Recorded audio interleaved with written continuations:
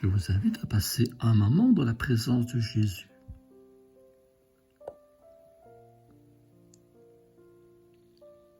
Adore-moi et moi seul. Ce qui occupe le plus ton esprit devient ton Dieu. Les soucis, si on les accepte, deviennent des idoles. L'anxiété n'a aucune peine à s'emparer de toute la place, à parasiter complètement ton esprit. Libère-toi de ces liens en affirmant ta confiance en moi et en trouvant du rafraîchissement dans ma présence. Ce qui pénètre dans ton esprit est invisible et personne ne peut le détecter. Mais moi, je lis continuellement dans tes pensées et j'y cherche les preuves de ta confiance en moi. Je me réjouis lorsque tu te tournes pleinement vers moi. Surveille attentivement tes pensées. Faire soigneusement le tri parmi elles te gardera proche de moi.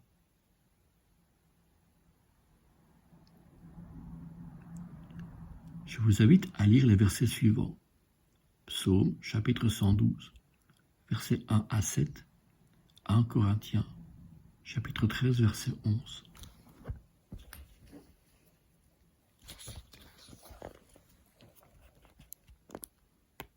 Louez l'Éternel. Heureux l'homme qui craint l'Éternel, qui trouve un grand plaisir à ses commandements. Sa postérité sera puissante sur la terre. La génération des hommes droits sera bénie. Il a dans sa maison bien-être et richesse, et sa justice subsiste à jamais.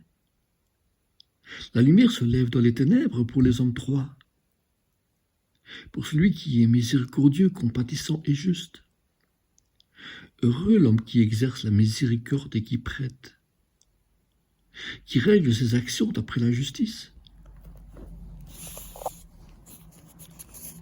Car il ne chancelle jamais. La mémoire du juste dure toujours. Il ne craint point les mauvaises nouvelles. Son cœur est ferme, confiant en l'Éternel.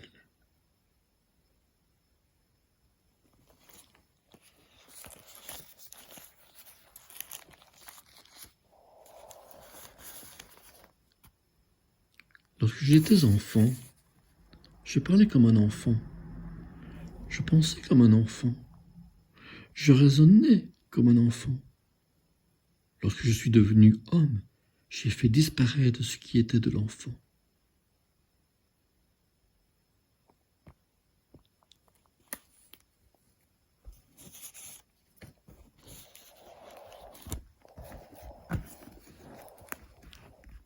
Je vous invite à me laisser en commentaire ce que cette lecture et ces différents versets vous auront inspiré.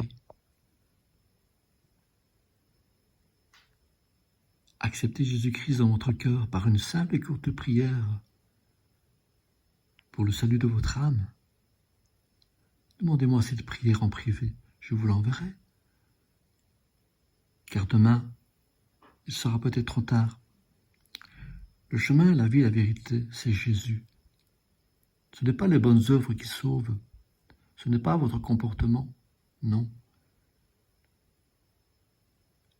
C'est en confessant le Seigneur Jésus de votre bouche que votre âme sera sauvée. N'attendez pas. Remettez votre vie à Jésus. Ouvrez votre cœur à lui. Tournez-vous vers lui par une simple et courte prière que je peux vous envoyer en privé. Mes bien-aimés, soyez bénis et je vous souhaite une très belle fin de journée.